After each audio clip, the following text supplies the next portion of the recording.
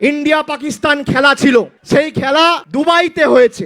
India জেতার পর স্বরাষ্ট্রমন্ত্রীর পুত্র যা সারা ভারতবর্ষকে দেশপ্রেম শেখায়, হাড় ঘাড় তিরঙ্গার কথা বলে, সেই স্বরাষ্ট্রমন্ত্রীর পুত্র বলছে ভারতের জাতীয় পতাকা আমি হাতে ধরবো না। আমি অমিত শাহকে চ্যালেঞ্জ করছি, আপনি নিজেকে ভাবেন কি দেশপ্রেম এবং জাতীয়তাবাদী রক্ষাকর্তা, ধারক এবং বাহক? আপনার মনে হৃদয়ে বিবেকে মস্তিষ্কে যদি ন্যূনতম দেশের প্রতি সম্মান থাকে, আপনি হয় আপনার ছেলেকে ত্যায্যপুত্র করবেন, নইলে স্বরাষ্ট্রমন্ত্রীর পদ থেকে ইস্তফা দেবেন।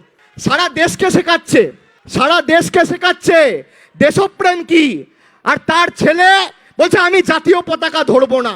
যে পতাকা নিয়ে আমরা গর্ববোধ করি, যে পতাকার জন্য আজকে হাজার হাজার আমাদের দেশনায়ক দার্শনিক যারা প্রাণ দিয়েছে, আত্মবলিদান দিয়েছে, দেশের স্বরাষ্ট্রমন্ত্রীর ছেলে কি বলছে? বলছে দেশের জাতীয় পতাকা আমি ধরবো না। আর এদের থেকে আমাদের সার্টিফিকেট দিতে হবে দেশপ্রেমের, এদের থেকে আমাদের সার্টিফিকেট দিতে হবে জাতীয়তাবাদের। আরে বাংলার মাটি ছিল বলে আজকে ভারতবর্ষ স্বাধীন হয়েছে। বাংলার ভূমিকা কি ছিল ভারতবর্ষ স্বাধীনতা আন্দোলনে বা নবজাগরণের আন্দোলনে? দেশের মানুষকে নতুন করে শেখাতে হবে না। অনেকে বলছে কি যে তৃণমূল কংগ্রেসকে আমরা দেখিয়ে দেবো, শিখিয়ে দেবো, শেষ করে দেবো। আরে কি শেষ করবে? এই দল ঘাস ফুলের দল, ঘাস যত কাটবে তত বাড়বে, কাটবি যত বাড়বো তত উঠবে তত ফুল, রক্ত দিয়ে লিখে যাব আমরা তৃণমূল। কারোর ক্ষমতা নেই বাংলার মাটি থেকে, ভারতবর্ষের মাটি থেকে তৃণমূল কংগ্রেসকে সরানোর। আর খালি কুচবিহার থেকে কাকদ্বীপের পার্টি তৃণমূল কংগ্রেস নয়, তৃণমূল কংগ্রেস একাধিক রাজ্যে গেছে।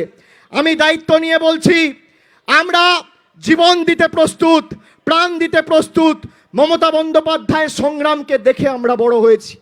আমরা রবীন্দ্রনাথ ঠাকুর, কাজী নজরুল ইসলাম, নেতাজি সুভাষচন্দ্র বোস, স্বামী বিবেকানন্দ পড়ে বড় হয়েছি। শরীরে বাংলার রক্ত বইছে, বাঙালির রক্ত বইছে। মমতা ব্যানার্জির সংগ্রাম আন্দোলনকে দেখে শৈশব থেকে কৈশোর, আর কৈশোর থেকে তারুণ্যে উপনীত হয়েছি। আমি অন্য ধাতুতে তৈরি। যদি কেউ ভাবে তৃণমূল কংগ্রেস মাথা নত করবে, তৃণমূল কংগ্রেস মানুষের সামনে মাথা নত করবে, দিল্লির জল্লাদদের কাছে নয়। আমরা শেষ রক্তবিন্দু পর্যন্ত লড়তে প্রস্তুত, আমরা ছেড়ে কথা বলবো না। আজকে বলুন, বিজেপির নেতা কর্মী সবাই ঢাক পিটিয়ে কি বলছে?